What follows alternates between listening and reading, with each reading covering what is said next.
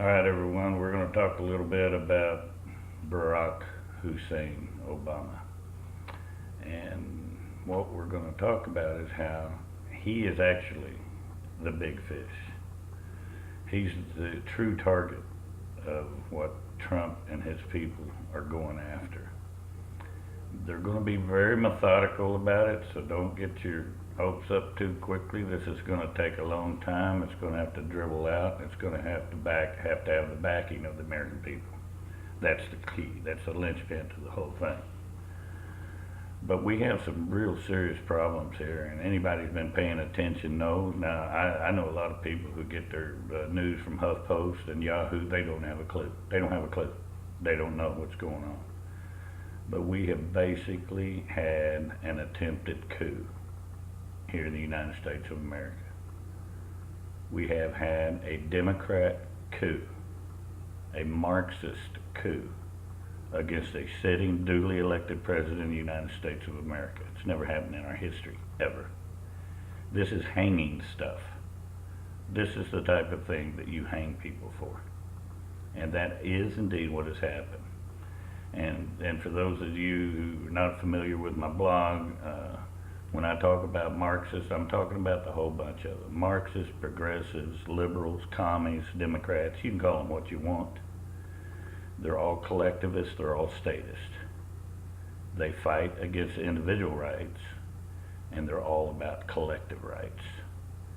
So I don't care about your cultural Marxists and your structural Marxists and your feminist Marxists and all these other divisions that the fancy professors like to put in there to justify their jobs.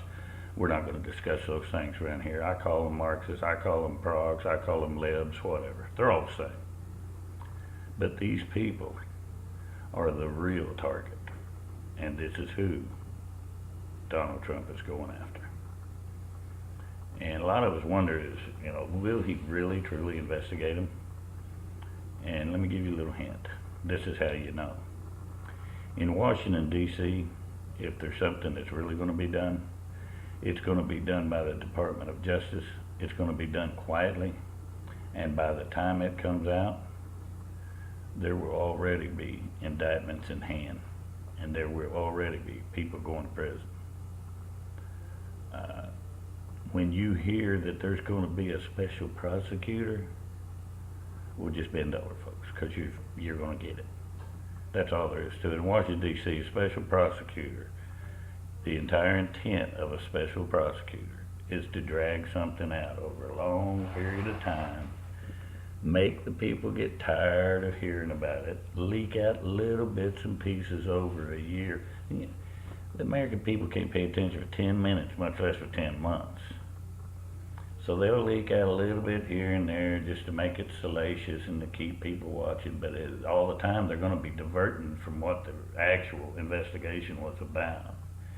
And then at the end of it, they'll segue off into a little process crime somewhere. Oh, but this guy lied to the FBI. We got to do something about that. Oh, well, this guy made some money over here. We can't have that. That's illegal. So, well, it's a good thing we had this special prosecutor. We wouldn't have caught these people. And that's the way they do it each and every time. Look back at your history and you'll see that I'm absolutely true on that. Nobody gets prosecuted by a special prosecutor. Their name should be the special cover-up, because that's all they are. So that's what to look for. If you see that happen, then you know that President Trump wants to move on. He thinks that maybe the nation can't stand it, and that if he can just do enough to make America great again, he can slowly but surely get some of these people out of Washington, D.C. I don't believe he can. We'll see if that's the tack that he takes. But if it keeps on like it is now, quiet DOJ operation, no leaks, people in the press aren't hearing about what's really going on. We're having to decipher for ourselves, little by little. The only thing that we're getting is from congressional hearing testimony. We're not getting things from the Department of Justice. Jeff Sessions ain't out there holding a press conference telling everybody what he's looking into. But we know it's a fact that there's been an undercover investigation within the Department of Justice and the FBI targeting people who have been leaking information for political purposes.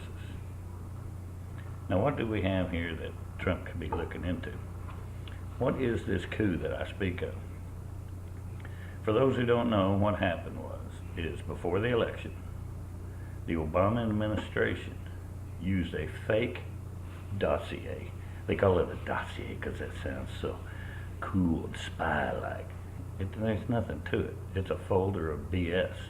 It's a bunch of false allegations against Donald Trump, none of which stand up to the light of day. They were made up whole cloth. They were made up.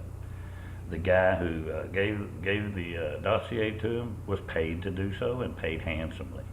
It's Fusion GPS is his company, and they have a long history of smearing people with fake information. That's what they do for a living. They take fake information, they smear people, and they get great amounts of money for it. Well, guess who paid them? Well, the DNC paid them, Hillary Clinton Foundation paid them, and the FBI themselves paid them. So all these people were paid by our government to come up with trash on Donald Trump. That's fake. Then they use that fake document to go to the FISA courts and say, we need to put wiretaps on all of these Trump campaign people. They're colluding with Russia. And so if they're going to collude with Russia, that's treason. And so we need an investigation, and we need FISA warrants. Now, the first time they went for it, it was denied. They didn't get it. But you know what they did? They put them in there anyway. They put them in there anyway. And then they went back about a month before the election to the FISA court a second time, using this fake Steele dossier, and they got the FISA warrants. Now, the judge who may have approved that is Rudolph Contreras. He's a FISA judge. He's also the one that was sitting on Mike Flynn's trial and investigation. And he recused himself recently. Didn't give any reasons, and nobody knows. A lot of people speculate that it may be because he's the one that actually approved the FISA request that gave them the taps on Donald Trump. Yes, he was wiretapped, and Barack Obama's administration did it. And so now we've got a situation. This was coordinated amongst many people within our government. You've got the FBI, James Comey, covered up for Hillary Clinton. Nothing could be more perfectly clear. You've got the DOJ. John P. Carlin was the head of the NATSEC for DOJ, National Security. He was involved with the FISA request. He would have to be. He would have had to have approved it. It was done on a fake dossier, and he would have known it, but he did it anyway. Okay? The Peter Strzok guy and his girlfriend, Lisa Page, some lawyer there, that's low-hanging fruit. These are just the true believers within the department who are giddy, thinking they're going to get the big fish. They're not important other than to bleed them for information. Although being true believers, they may be hard. They'll go to prison. They don't care. They don't care. They think they're fighting for a utopia on earth. These people are insane to some extent. And then you got, Evelyn Farkas. Remember that interview back in March of this year? And she came out and talked about, how I told everybody they need to be preserving the information before the new administration comes in, because we've got access to all this information. And if they find out our techniques, we won't have that access anymore. And we're not going to be in office, so we won't be able to preserve all of that information. She's just another true believer. She truly believed that Trump was guilty, and she's a patriot, she thinks. She wants to make sure this man pays for his crimes, because she believes all of the bull crap that's been fed to her by people higher up the chain. And she got out there in public and opened her mouth a little bit too much. But this is a Deputy Assistant Secretary of Defense, These are high up folks in every faction of our government that are involved in this effort to take down the Donald Trump presidency before it ever really got off to a good start. All of it based on a fake dossier from Fusion GPS. Bruisor is the one that brought it up to their attention. That's the Deputy Director of the Department of Justice. His wife, Nellie, works for Fusion GPS. So she knows they're fake. He knows they're fake. Everybody in that organization knows they're fake because that's what they do. They're paid to smear people. And that's what they do. And that's what they've done here. One of the things you got to understand, though, because people say, oh, you know, a coup, Keith, nobody would do that. They'd be out in the open like that. It's too dangerous. They wouldn't do that.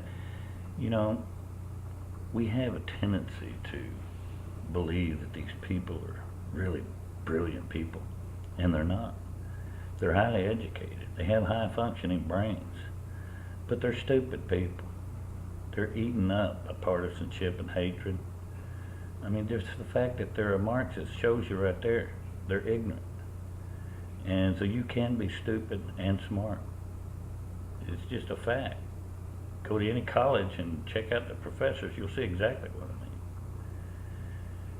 People wondering, you know, well, how does a conspiracy like this work anyway? Well, one of the ways that it works is that they utilize all these people that have just been brainwashed. And so they don't really know what's going on. They're just following orders. So it's really hard to work your way up the trail, find a guy that's really doing it. These people are acting out of partisanship. You know, Lois Lerner didn't have to be told to put down conservative Tea Party organizations when she was in the IRS. She was naturally disposed to do so as a liberal. She hates us, and so she wants to stop us at any chance she gets. And you put those kind of people in your government, and this is the kind of work that you're going to get. And it's what they've been doing for a very long time. It's treason, it's sedition, and it's very serious. Now, one final thing here, though, before you get your hopes up, they're not going to hang Barack Hussein Obama. I know a lot of you are really disappointed in that, but I just wanted to put it out there first for you. They're not going to do that. In fact, I don't think in the end Donald Trump will ever go directly at Barack Obama, even though he is the target, because he's the big kahuna.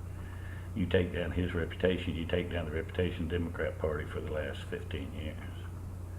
And that's what he's going to do. But again, just like in the Hillary investigation, he's going to do it with their own people. One by one, they're going to start falling like flies, and their testimony is going to convict themselves. And at the end of the day, some people will go to prison over this.